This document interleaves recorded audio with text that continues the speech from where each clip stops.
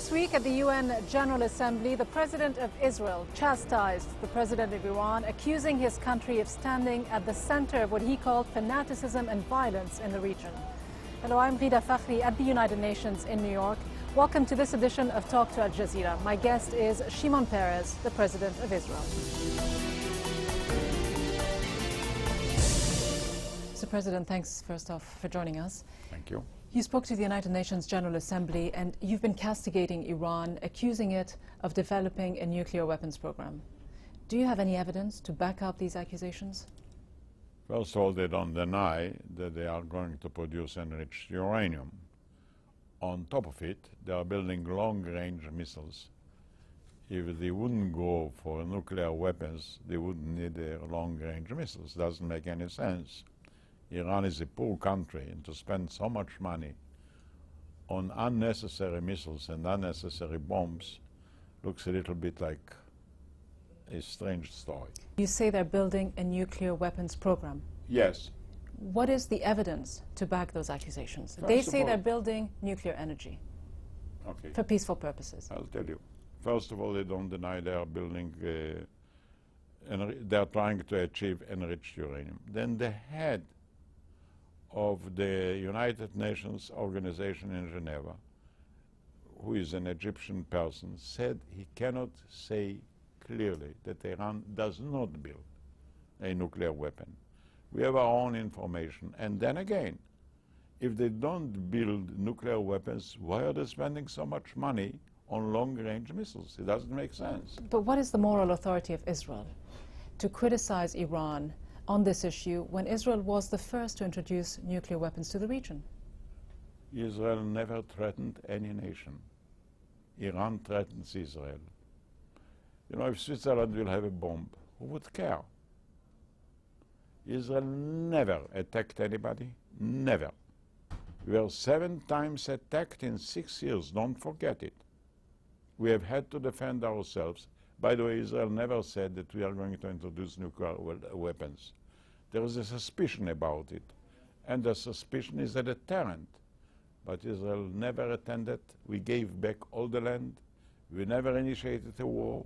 There is we a don't suspicion. Consider the Arabs our enemies. Mr. President, there is a suspicion, as you say. Are you willing to clarify this suspicion? Does Israel have or not have nuclear weapons? Why should we clarify it?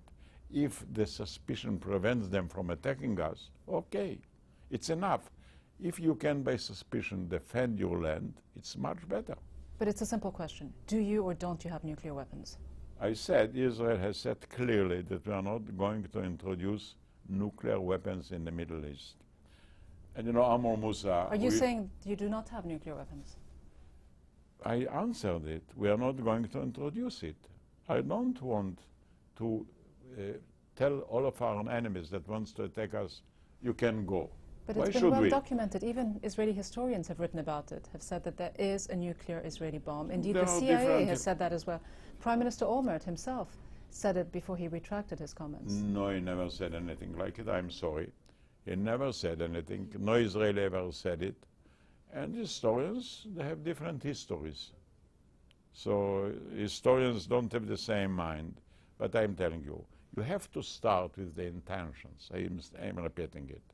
Because if an innocent country will have, like, for example, India, has nuclear weapons, nobody is worried.